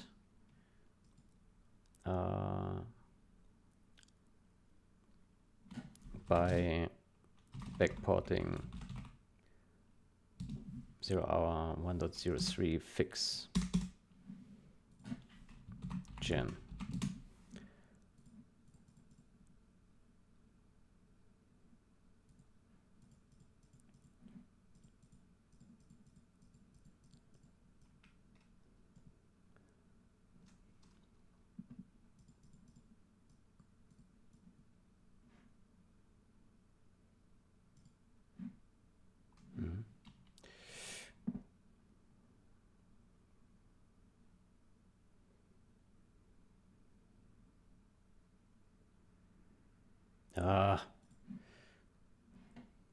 Fixes.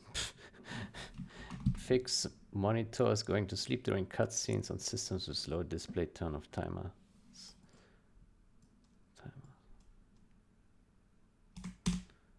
Fix monitors going to sleep during cutscenes on systems with low display.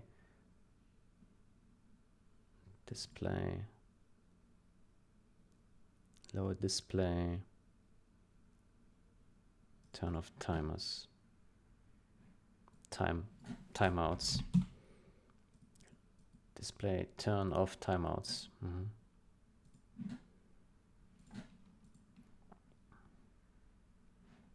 Edit.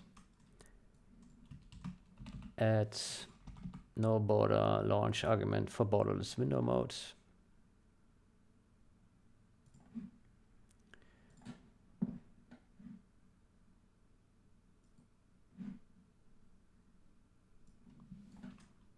Add gem.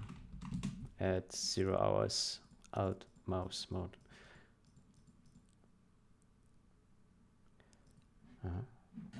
Functionality to generals.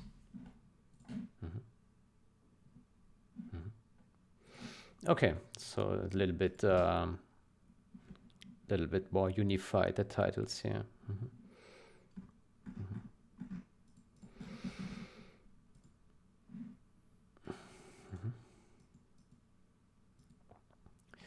Good.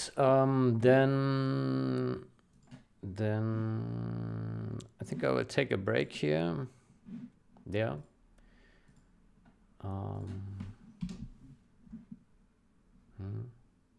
Let me see this comment here.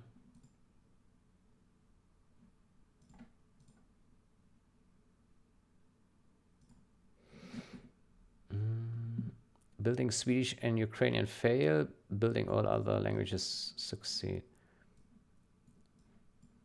We need to update Windows tools.json with size hash and GitHub link. The error when building Swedish. Okay.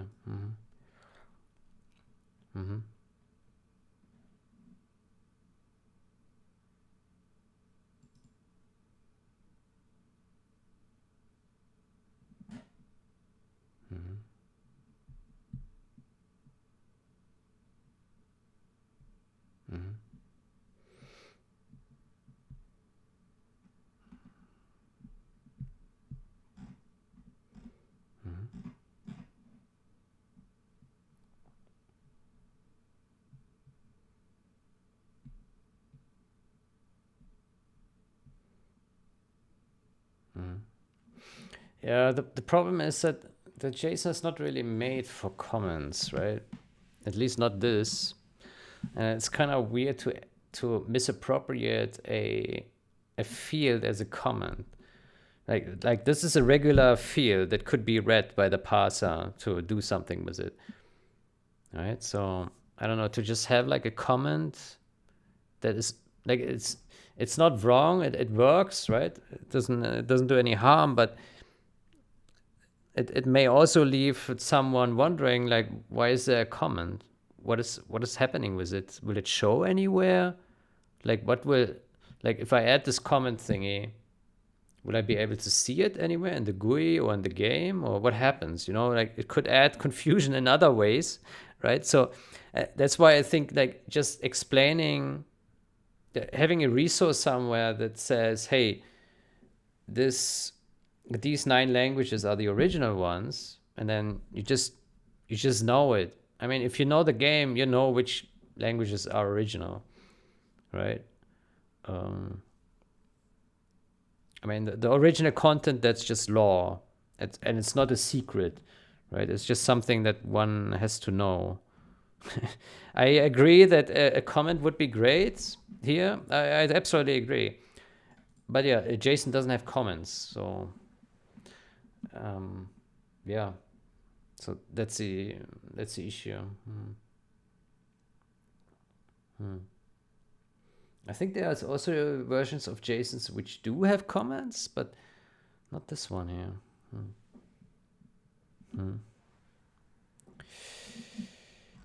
Yeah. Well, I'm sorry, Polyfidus. I've seen that he also made a comment under a recent video about this thing, and yeah, I agree. It's not ideal.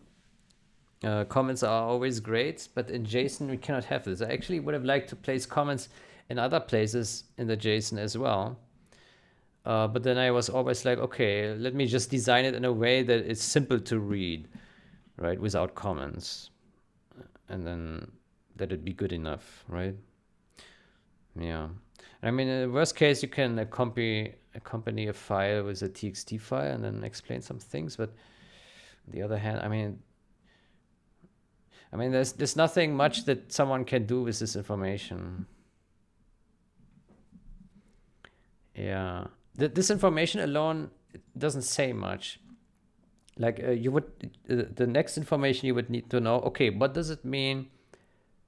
What does it mean that? What is the difference between the committee-made language setup and the regular language setup? Right? What is the difference between these two? Right? This is an interesting detail, and so either this would need like a documentation somewhere, which we don't have right now, or you infer this from what is currently there. How does the setup from an original language versus a community-made language look like, right? And then you see like the difference, and then you can infer how it should be done, right? So like you see another community-made language like Russian, right? And then you see how this setup is done, and then you replicate it for another new language, right? Yeah. Yeah, it's not ideal, but the changes that are done here are correct, and I think that's all that matters in the end. Yeah. So this change is ready to be merged, but not yet because of the game text compiler. Yeah. Yeah. Yeah.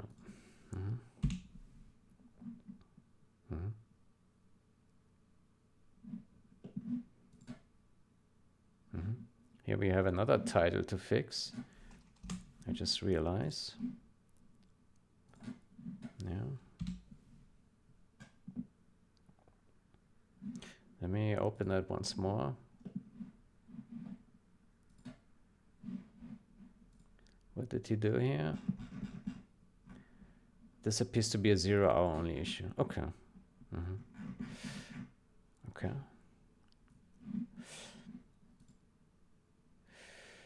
Good. We have 68 action items left here in this list. We have added the contribute thingy. Okay, that's good. Then, yeah, next focus needs to be on merging those changes. The inline assembler and the memory pool debug thingy. Yeah. Okay. Yeah. Then I will wait for OmniBlade's or Maula's review on this, or anyone else's review.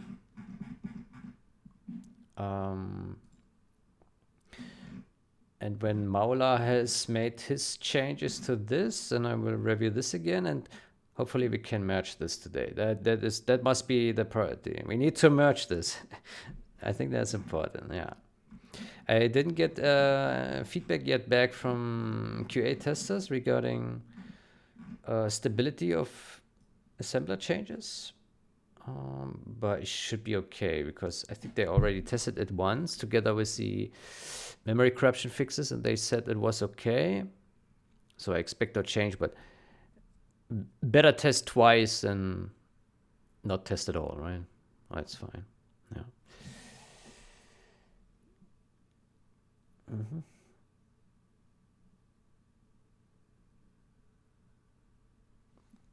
Good. I think I will take a break here. I wish you a great day or night. Until next time. Goodbye.